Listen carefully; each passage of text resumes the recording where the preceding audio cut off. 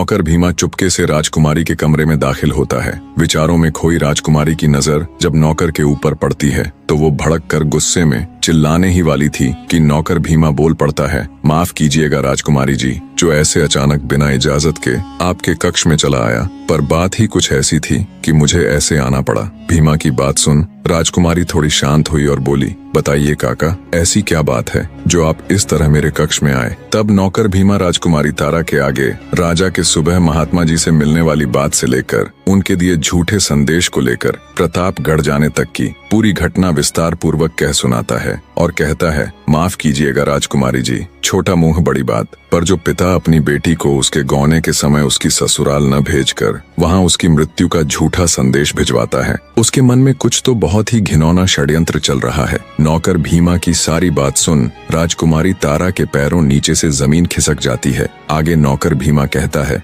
बेटी, नादान उम्र में ही आपकी स्वर्गीय माताजी के साथ मैं यहाँ विलासनगर में आ गया था। तब से मैं हमेशा उनके प्रति पूरा वफादार रहा हूँ। जब आप छोटी बच्ची थीं, तब मैंने आपको अपनी गोद में खिलाया है, इसलिए जब मुझे ये सब पता चला तो आपको बताना जरूरी समझा। अब मैं जा रहा हूँ। इतना कहकर भीमा वहाँ से चला जाता है। राजकुमारी तारा के ऊपर तो जैसे आसमान टूट पड़ा था। वो बेचारी खड़ी खड़ी जम गई। झरने की तरह उसकी आंखों से टप टप आंसू बह रहे थे।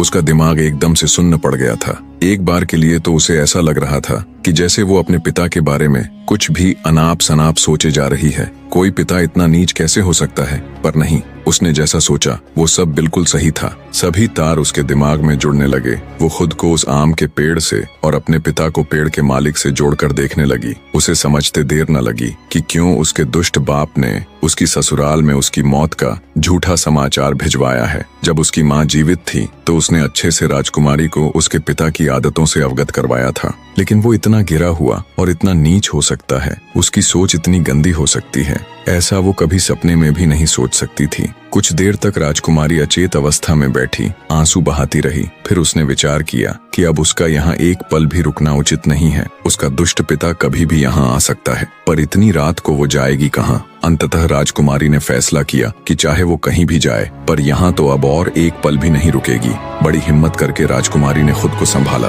उसने कुछ वस्त्र और कीमती जेवरात अपने साथ लिए और बिल्कुल साधारण से वस्त्र पहनकर जब वो महल के द्वार पर पहुंची तो वहां मौजूद पहरेदार उसे रोक लेते हैं। कौन हो तुम और अंदर क्या कर रही थी? आज तो महाराज ने सबकी छुट्टी कर रखी थी ना। पहरेदारों की बात सुन राजकुमारी तारावती ठिठक कर रुक जाती है। बने रहे।